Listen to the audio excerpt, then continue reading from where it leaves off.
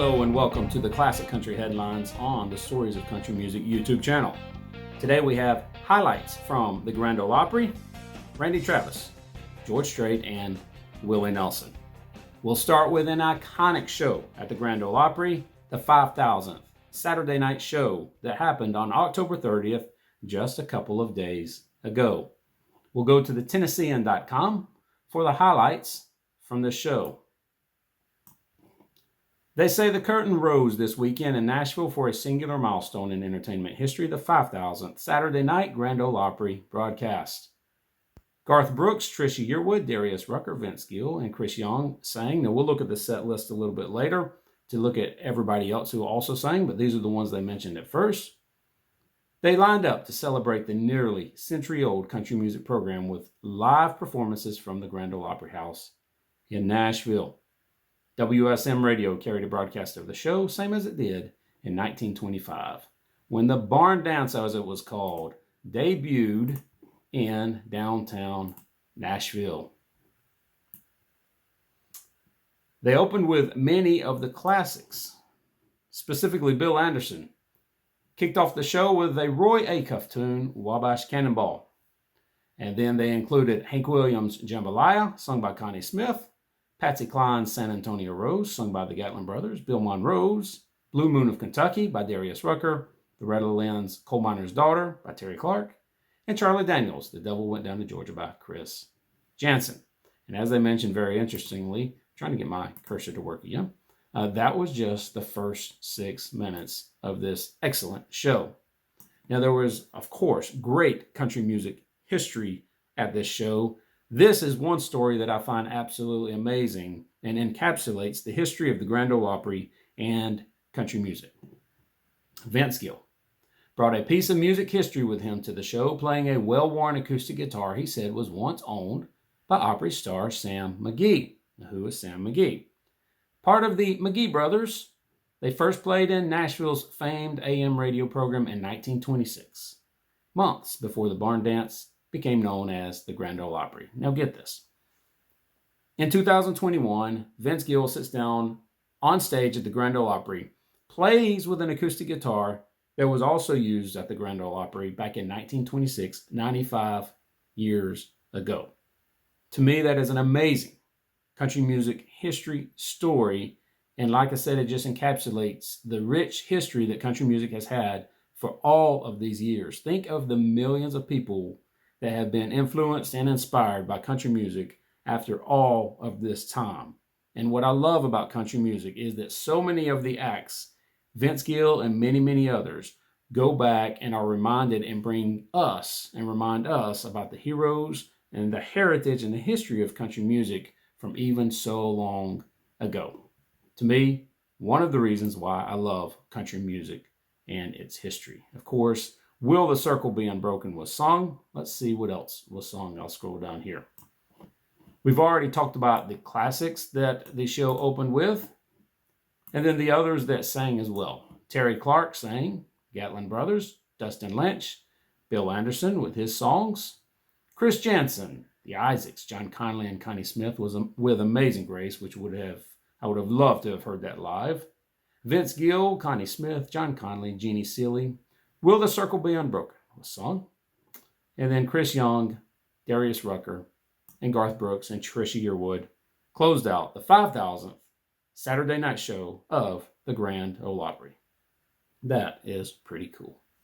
All right, we go to the Grand Ole Opry for a little bit of sad news. TasteOfCountry.com will bring this to us. Sonny Osborne, one half of the bluegrass duo, the Osborne Brothers, has died at 83. He died on October 24th in his home in Hendersonville, Tennessee. He was just shy of his 84th birthday. Now, the Osborne Brothers are big into the bluegrass genre that were known for incorporating a wide variety of musical sounds and styles into their work with his brother Bobby Osborne. They were born in Kentucky and grew up near Dayton, Ohio. Well, what are they specifically known for? If you've been to the Grand Ole Opry and have heard the Osborne Brothers sing, you definitely know the answer to this. They are perhaps known for their 1967 hit, Rocky Top, which charted inside country radio's top 40. They had other releases as well, But like this article says, and if you heard them on the Grand Ole Opry, you heard them sing Rocky Top. They were inducted into the Grand Ole Opry in 1964 and joined the Bluegrass Music Hall of Fame in 1994. A member of the Grand Ole Opry has passed, Sonny Osborne. Now we'll go to a little bit more uplifting news about Randy Travis. Billboard.com brings us this article. Randy Travis, named Artist of a Lifetime by CMT. 35 years ago, Randy Travis released his major label debut, Storms of Life, and ushered in a more traditional twang and steel-drenched sound back to country radio. 4 of his albums achieved multi-platinum sales, and of course we know these songs. Forever and Ever, Amen, Digging Up Bones, On the Other Hand, 3 Wooden Crosses, I Told You So, and He Walked on Water. So the question that I had was, well, let me go back to this as well. I did want to mention all the honors that he has. Of course, there's so many. Grammys, Dove Awards, Academy of Country Music Awards, etc. He has also been inducted into the Country Music Hall of Fame in 2016. I did want to mention that. So I started thinking, well, who else has received the Lifetime Achievement Awards by CMT? And this article was kind enough to bring that list to us. Others who have previously earned the Artist of a Lifetime honor are Reba McEntire, Loretta Lynn, Shania Twain, Kenny Rogers, and Merle Haggard.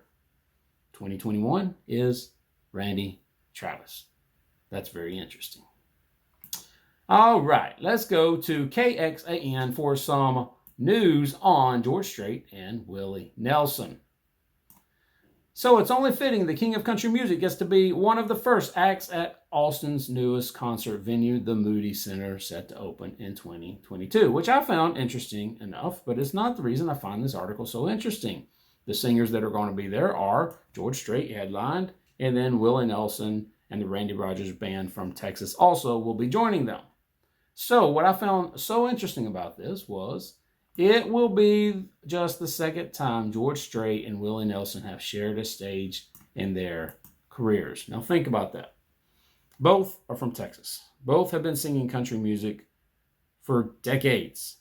They are both extremely famous and have put out dozens and dozens and dozens of singles, have been in concert worldwide. It's just amazing to me that George Strait and Willie Nelson have only been on the same stage once before, and this will be the second time. It mentions Willie Nelson will turn 89 on the day of the first show, and so that's how long they've been around, and this will only be the second time the fellow Texans, George Strait and Willie Nelson, have shared the stage.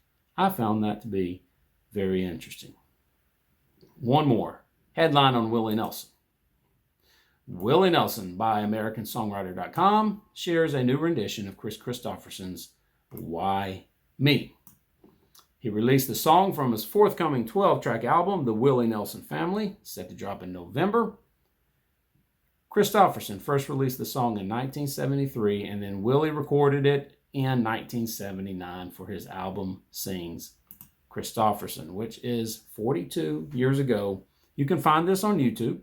I thought you might want to look it up and take a listen if you wanted to. Willie Nelson releasing again, 42 years later, his version of Why Me. All right, those are the classic country headlines for today. The Opry, Randy Travis, George Strait, and Willie Nelson. If you enjoy this type of content, please like this video and subscribe to this YouTube channel. And consider supporting us on Patreon.com. I will link to the video in the description below. Again, this is Classic Country Headlines, Stories of Country Music. We'll be back. Take care.